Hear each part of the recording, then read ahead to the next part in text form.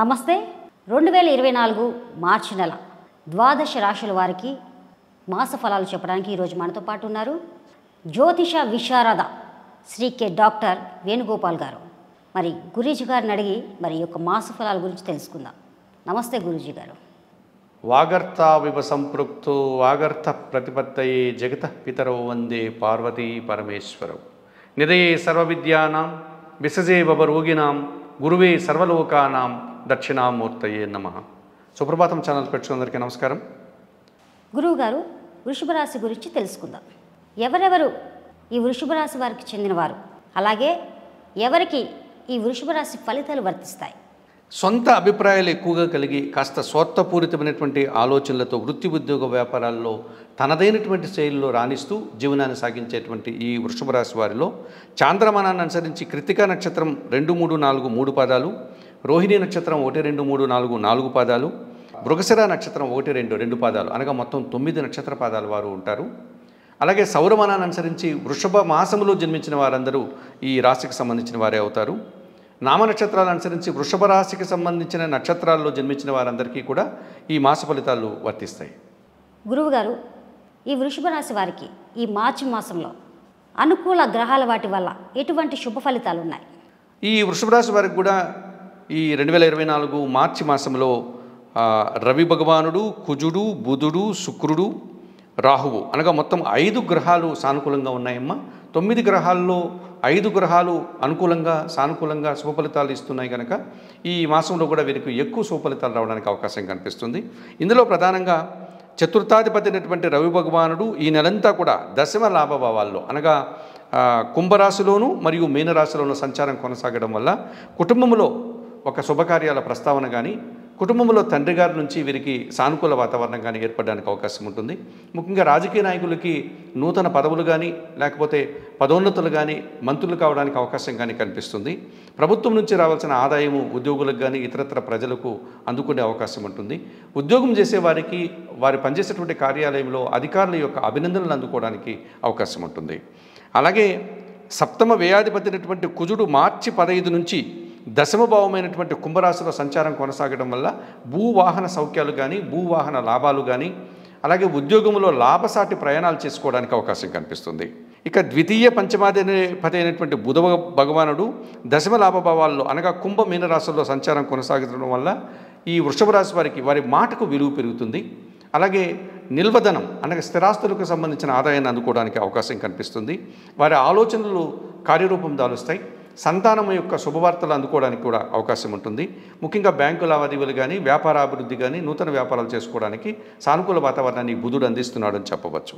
ఇక జన్మరాశ్యాధిపతి షష్టాధిపతి అయినటువంటి శుక్రుడు అనగా ఈ వృషభ రాశి వారికి వారి రాశ్యాధిపతి అయినటువంటి శుక్ర భగవానుడు మార్చి 7వ వరకు భాగ్యభావంలో సంచారం కొనసాగటం వల్ల వీరికి స్త్రీజన సహకారం పుష్కలంగా లభిస్తుంది. కుటుంబంలో నూతన కార్యక్రమాలు అనగా శుభ కార్యక్రమాలు కానీ, ఇతరతర ఏదైనా దైవ సంబంధమైన కార్యక్రమాలు నిర్వర్తించడానికి సానుకూల వాతావరణం లభిస్తుంది. కుటుంబ సౌఖ్యాన్ని కూడా వీరు పొందడానికి అనుకూల వాతావరణంగా కనిపిస్తుంది. ఇక రాహువు ఈ నెలంతా కూడా లాభభావంలో మీనరాశిలోనే సంచారం కొనసాగిస్తున్నాడు కనుక ఈ వృషభ రాశి వారికి విదేశీ వ్యవహారాలు సానుకూలంగా ఉంటాయి. నూతన వ్యక్తుల పరిచయం వల్ల వీరు వృత్తి ఉద్యోగ వ్యాపారంలో రాణించడానికి, అభివృద్ధిని సాధించడానికి అవకాశం కనిపిస్తుంది. ఈ రకంగా ఈ వృషభ రాశి వారికి 2024 మార్చి నెలలో రవి భగవానుడు, కుజుడు, బుధుడు, శుక్రుడు, రాహువు ఏ 5 గ్రహాలు అనుకూలంగా సంచరిస్తున్నాయి, అనుకూల ఫలితాలను అందిస్తున్నాయి. ఈ రకంగా మంచి సుఫలితాలు పొందడానికి వీరికి ఈ నెలంతా కూడా అనుకూలంగా ఉంది. గురువు గారు, ఈ వృషభ రాశి వారికి ఈ నెలలో ప్రతికూల గ్రహాలు ఏమైనా ఉన్నాయా? ఆ ఫలితాలు ఎలా ఉంటాయి?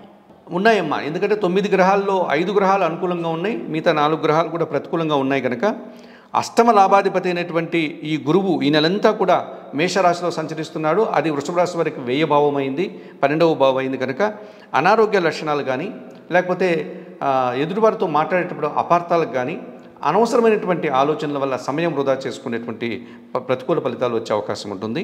అలాగే భాగ్య దశమాధిపతి అయినటువంటి శని భగవానుడు దశమ భావంలో సంచరించడం వల్ల పనిభారం పెరుగుతుంది. వృత్తి ఉద్యోగ వ్యాపారాల్లో ఎంత పని చేసినా దానికి తగినటువంటి ఫలితం కానీ, గుర్తింపు కానీ రాని పరిస్థితులు వీరికి కనిపిస్తుంది. అలాగే పంచమ భావమైనటువంటి కన్యారాశిలో కేతు సంచారం కొనసాగుతోంది. వీరి ఆలోచనలు పెద్దగా కలిసి రాకపోతాయి. అలాగే సంతానం వల్ల కొన్ని సమస్యలు ఎదుర్కోవాల్సి ఉంటుంది. ముఖ్యంగా వీరు ఆత్మీయులతో ఎవరితోనైనా మాట్లాడితే అవి ప్రతికూల ఫలితాలు రావడానికి అవకాశం ఉంటుంది. అనగా ఒక రకమైన నిరాశను, ఒక రకమైనటువంటి ఆటంకాలని వీరు ఎదుర్కోవాల్సి ఉంటుంది. అలాగే జన్మరాశ్యాధిపతి షష్టాధిపతి అయినటువంటి శుక్రుడు కూడా మార్చి 7 తర్వాత దశమ భావమైనటువంటి కుంభరాశిలో సంచారం చేయడం వల్ల స్త్రీలతో మాట్లాడేటప్పుడు అపార్థాలకు కానీ అభిప్రాయ భేదాలకు కానీ అవకాశం కనిపిస్తుంది. వృత్తి ఉద్యోగ వ్యాపారాల్లో కాస్త కష్టాన్ని ఎదుర్కొనేటువంటి పరిస్థితి వీరికి ఉంటుంది. ఈ రకంగా 2024 మార్చి నెలలో వృషభ రాశి వారికి గురువు, శని, కేతువు, శుక్రుడు ఈ 4 గ్రహాలు ప్రతికూలంగా సంచరిస్తున్నాయి. ప్రతికూల ఫలితాలను అందించేటువంటి వాతావరణం కనిపిస్తుంది. ప్రతికూల ఫలితాలకు పరిహారం ఏదని చెప్తారా గురువుగారు? తప్పకుండా అమ్మ. 2024 మార్చి నెలకు గాను వృషభ రాశి వారు శుక్ర భగవానుడు ఇచ్చేటువంటి ప్రతికూల ఫలితం నుంచి బయటపడడానికి శుక్రవారం రోజు మహాలక్ష్మి ఆలయానికి వెళ్ళి ఆ అమ్మవారికి పూజాది కార్యక్రమాలు నిర్వర్తించడం, మహాలక్ష్మి అష్టకాన్ని చదువుకోవడం, లేకపోతే కనకదార స్తోత్రాన్ని చదువుకోవడం వల్ల ఆ శుక్రగ్రహం యొక్క ప్రతికూలత నుంచి బయటపడడానికి అవకాశం ఉంటుంది. అలాగే పంచమ కేతు దోషం నుంచి బయటపడడానికి నిత్యం గణపతి స్వామిని దర్శించుకొని నమస్కరించుకోవడం, గణపతి ఆరాధన చేయడం, గణేశాష్టకం చదువుకోవడం వల్ల శుభఫలితాలు రావడానికి అవకాశం ఉంటుంది. అలాగే దశమ శని దోషం నుంచి బయటపడడానికి ఆంజనేయ స్వామి ఆలయానికి శనివారం రోజు వెళ్ళి స్వామివారికి తమలపాకుల పూజ నిర్వర్తించడం, సుందరకాండ పారాయణం చేయడం, అలాగే వయోవృద్ధులకు గోవులకు సేవ చేయడం లాంటి పరిహారాలు చేయడం వల్ల శుభఫలితాలు పొందడానికి అవకాశం ఉంటుంది.